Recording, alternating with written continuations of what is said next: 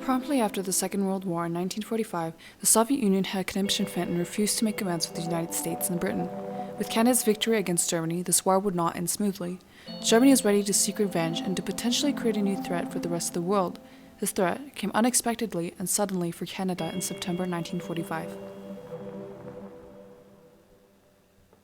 A man named Igor Gouzenko contacted authorities in the newsroom of Ottawa Citizens and had announced there was evidence of a Soviet spy ring. Igor Gouzenko wore a protective mask to hide his identity, which for most Canadians became his trademark. The Soviet spy ring selected people as decoys to collect information through a secretive organization. You would have people who would disguise themselves and create false identities to get any bit of information that they could. Upon this announcement, Canada encountered a rude awakening, and so had the rest of the world, because at that moment, anyone could potentially be under the surveillance of the Soviet Union, although this announcement was kept hidden until 1946, where the information had been leaked publicly, which had led the people of Canada to create strong opinions against the Soviet Union. At this point in time, Canada was obligated to join sides. Since Canada is seated next to the United States and had already traded parts of sovereignty, such as military and political pacts, Canada would join powers with America. Although Canada was normally on the side of the US, Canada's opposing views to the Vietnam War and Canada's relationship with China and Cuba, along with the prime ministership of Pierre Trudeau, had Canada at odds with their southern neighbors. As years passed, international tension began to escalate, and in 1949, the Soviet Union had tested their first atomic bomb. The intimidation of the atomic bomb had led to immense amounts of military spending that year in Canada, and a year later, in 1950, communist North Korea had invaded America, which created further pressure for Canada on military spending. Several people were paranoid of communist expansion taking over the Western world, and the anti-communist investigations had led to destroyed careers and lives.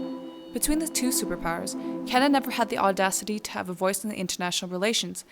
But later in the mid-1950s, events began to unfold in the Middle East that gave Canada the opportunity to have a say in the New World.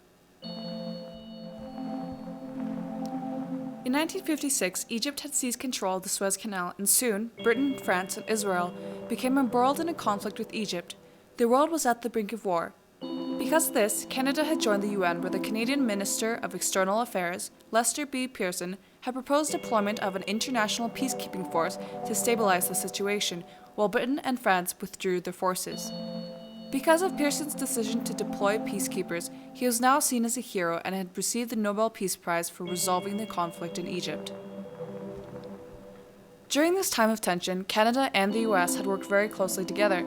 In the fall of 1958, the Prime Minister John Diefenbaker had agreed to accept 56 Bomark missiles from the US and to deploy them in North Bay, Ontario and La Macasa, Quebec, but later on, Canada had discovered that these types of missiles were designed to hold nuclear warheads, and several protesters were against this idea, although Canada had still accepted the missiles on New Year's Eve 1960.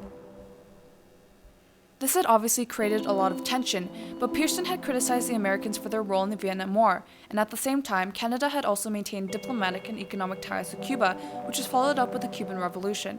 Canada had also refused to join the Organization of American States because of the opposing views on their support and tolerance towards the Cold War dictators.